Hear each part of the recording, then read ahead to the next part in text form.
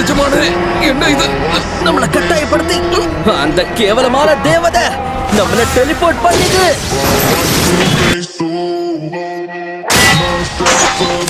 நீ என்ன குறைச்சு மதிப்பிடுறியோன்னு எனக்கு தோணுது மக்குட்டோ. இங்க பாரு மக்குட்டோ, டீமன்ஸ் தாக்குதலால மக்கள் ரொம்ப பாதிக்கப்பட்டிருக்காங்க. அதனால நீ உடனே லிமியாக்கு போய் அங்க இருக்கிற ஹீரோக்கு உதவி பண்ணு.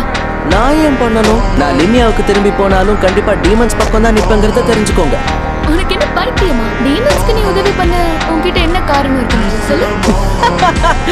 ஒரு நல்ல காரணமே இருக்கு. அது என்னன்னா உங்களை பிடிக்காதுங்கிறது தான். உங்க விதிமுறைகள் திட்டவட்டமானது இல்ல.